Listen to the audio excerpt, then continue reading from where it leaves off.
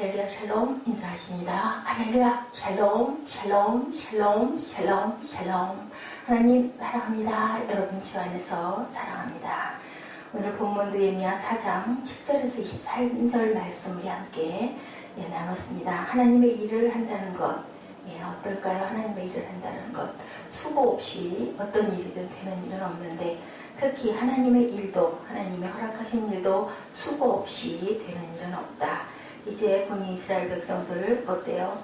산발랏이 치고 들어온 그 부분 때문에 병기를 한쪽에다 차고 한쪽에는 성을 건축하는 연장을 들고 그렇게 성을 쌓고 있습니다. 얼마나 힘이 들었을까요? 나팔을 불면 무조건 모여서 싸워야 되는 그런 상황입니다.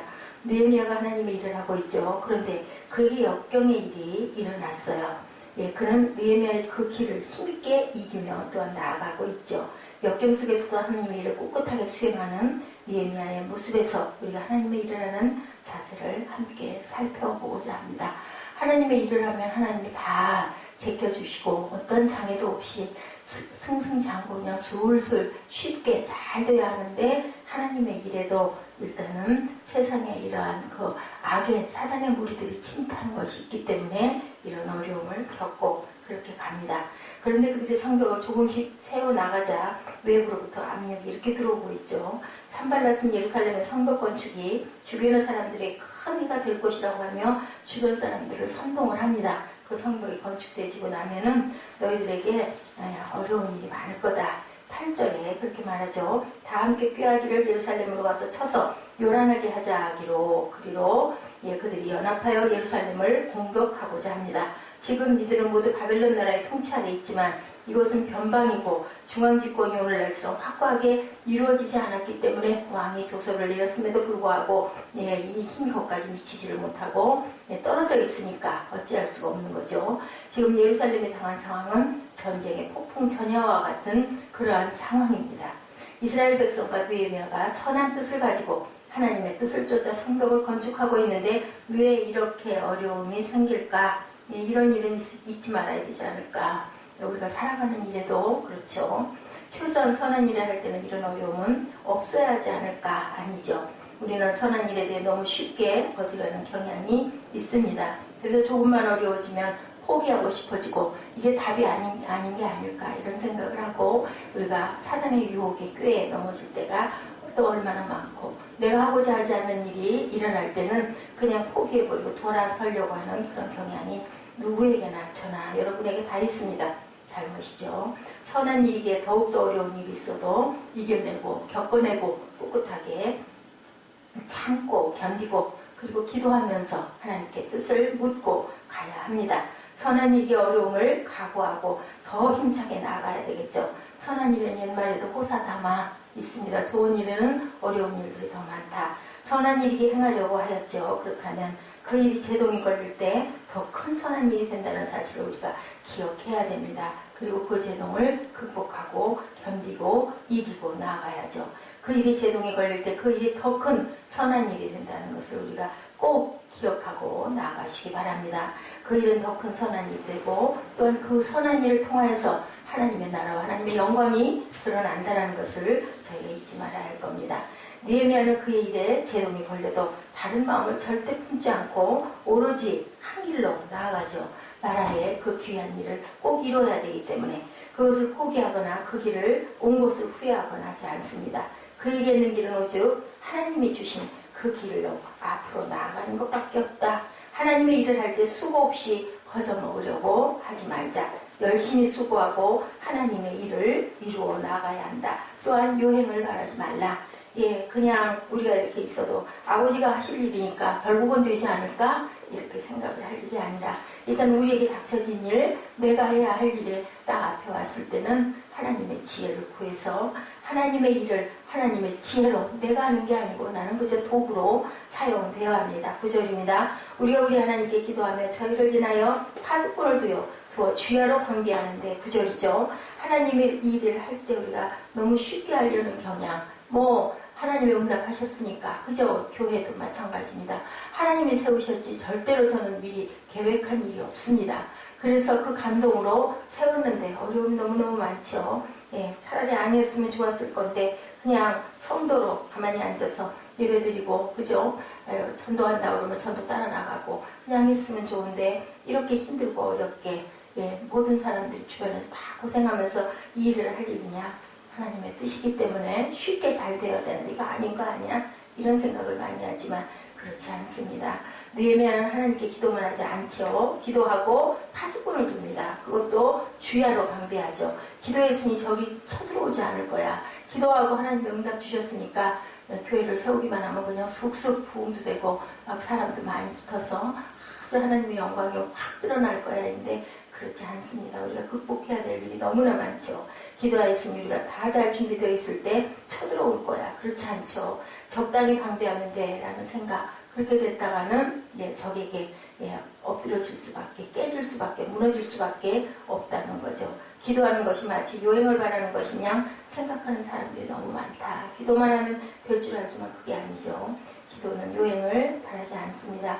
더 결심을 굳게 하고 하나님의 일 쪽에서 우리가 최선을 다해서 나아갈 수 있는 그러한 힘을 하나님께서 능력을 불어넣어 주시는 거지 그냥 너는 가만히 있어 내가 다 할게 그게 아니죠.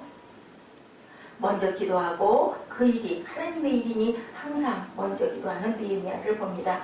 기도할 때 그는 적이 쳐들어오지 않기를 바라는 기도도 했겠죠. 그러나 그는 물론 파수꾼을 또 주야로 방비하게 하고 최선을 다합니다.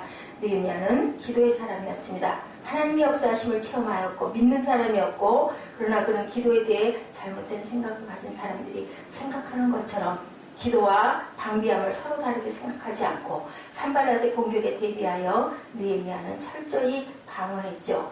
내가 돌아본 후에 일어나 귀인들과 민장과 남은 백성에게 고하기를 너희는 저희를 두려워 말고 지극히 크시고 두려우신 줄을 기억하고 너희 형제와 자녀와 아내와 집을 위하여 싸우라 하였었느니라. 14절에 하나님의 일을 함에 있어 느헤미야는 더욱더 준비하는 사람, 준비하지 않고 갑자기 하늘에서 떨어지는 무엇을 기다리는 사람이 아니었다. 그래서 그는 항상 돌아보는 일을 합니다. 예루살렘에 처음 왔을 때도 그는 예루살렘 성벽을 먼저 돌아보았었죠. 그는 먼저 심사숙고하고 하나님께 지혜를 간구하고 준비하는 그런 사람.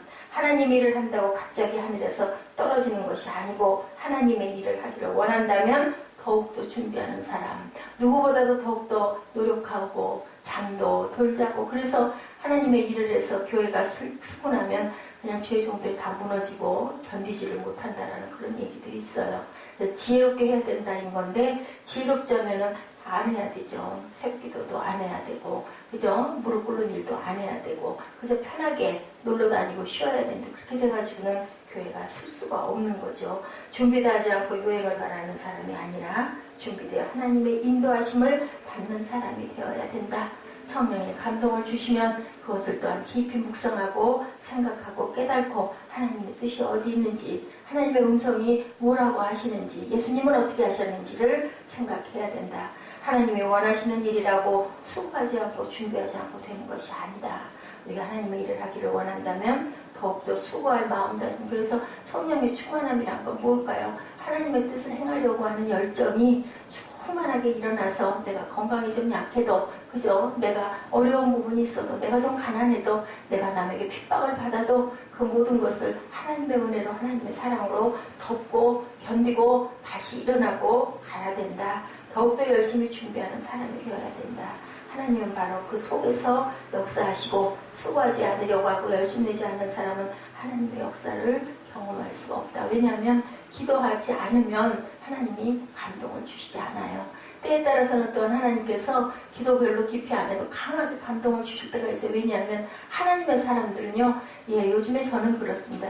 전에는 막 몇 시간씩 그랬는데, 물론 훌륭하신 주의종님들이야 아주 6, 7시간씩, 8시간씩 기도하시지만, 그러게 저는 그럴 틈이 없네요. 아무리 생각을 해봐도 더 이상은 어쩔 수가 없는데, 하나님이 그걸 아셨는지 어떠한 확실한 뭔가가 있을 때는 강하게 감동을 주셔요. 그래서 제가 그 부분을 선포해야 되고 말해야 되고 미움을 받아도 야단을 맞아도 꼬집힘을 당해도 어쩔 수가 없죠. 내 안락을 위해서 어쩔 수는 없습니다. 이게 하나님의 종의 마음이고 그리 해야 되고 그러니까 숨겨도 불사하는 거죠.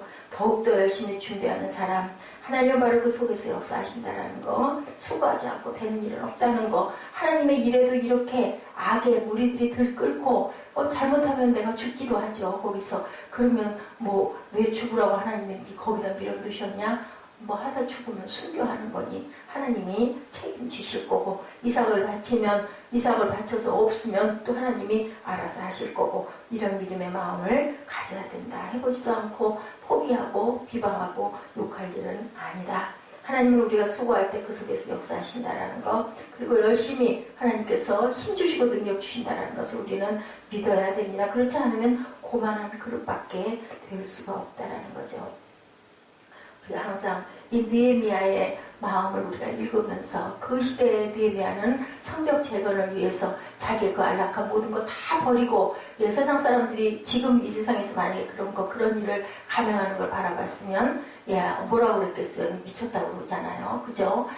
장차관짜리 다 팽개치고 북한에 가가지고 땅굴 속에 들어가가지고 그 사람들 위해서 불쌍하다고 울고 기도하고, 만약에 그렇게 있어 부모 처자 다 버리고, 그런 사람들 있지 않습니까? 성경 안에는 그런 사람들은 너희에게 내가 축복을 몇 배나 더 하리라고 분명히 주님께서 말씀을 하셨어요. 근데 그러면 다 그래야 될 거 아닌가? 아니죠. 그럴 사명을 가지고 있는 자가 다르고, 또 그 자리에 있어야 할 자가 다르고, 그런데 하나님께서는 각자의 그릇의 분량대로 주셨다라는 거죠.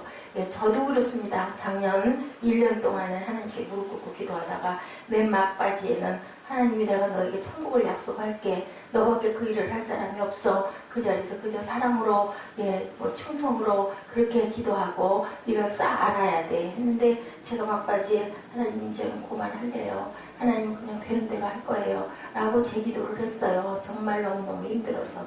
그랬더니 결과적으로 지금 끝나는 이 지점에서 보니 그것도 참고 극복을 했어야 될 부분들이 참 여러 가지로 많았더라고요. 제가 하고자 한 대로 와가지고 후회스러운 일이 얼마나 많은지 몰라요. 분명히 성령께서 말씀하셨는데 뭐예요?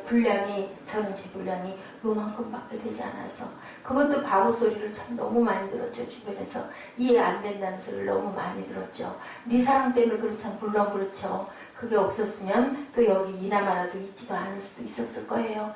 아버지께서는 15년 전에 오늘 있을 거 분명하게 아셨다라는 결론이 내려집니다. 그러니까 주의 종으로라도 세워놓고 어쩌지를 못하도록 하나님의 커다란 그림과 뜻이 거기에 구퉁이에 그냥 작은 조각, 먼지만도 못한 조각으로라도 쓰임을 받을 수 있어서 이렇게 흘러갈 수 있다라는 거. 그래도 물으신다면 너 네가 원하는 거 뭐니? 내 해줄게. 옛날로 돌아갈래. 부여할 그때로 네 다 지니고 있도록 그렇게 해줄까? 내 남편 옆에다 잘 싹 붙여놓고 그때처럼 그렇게 해줄까? 만약에 물으신다면 저는 아니요 라고 대답할 것 같습니다. 그렇기 때문에 하나님이 주신 감동의 마음은 정말 귀한 마음인데, 내가 받을 그릇이 되어 있는지, 내가 정말 그 감동이 오는지 중요한 건 본인의 분량이라는 것을 우리가 다시 한번 이 느헤미야처럼 절대로 치우치지 않죠. 산발라시 공격을 해오든 말든, 그죠? 누가 주변에서 뭐라고 비방을 하든 말든, 그리고 그 뒤에 보면은 역사하는 부분에 있어서 그 가난한 사람들이 너무너무 고통받고 힘들어합니다. 5장에 보면은 그렇게 됐을 때 또 그 백성들의 편에 서가지고 잘못하면 성벽 짓는 게 중단될 수도 있어요. 왜냐하면 세력이 있는 힘 있는 자들은 다 불쌍한 가난한 백성들이 아니거든요. 돈이 많은 사람들이에요. 돈이 많아야 성벽을 짓지 않겠습니까? 그런데도 불구하고 이 느헤미야는 백성들의 손을 들어주고 백성들의 그 피와 눈물을 불쌍히 여기고 함께 울어주는 그런 마음을 가진 그러한 느헤미야, 정말 귀한 지도자, 귀한 그 멘토였다는 것을 우리가 알게 됩니다. 그 마음을 본받는 그런 하루, 오늘 하루도 힘차게 시작하는 하루 되시기를 주님의 이름으로 축복합니다. 기도하시겠습니다.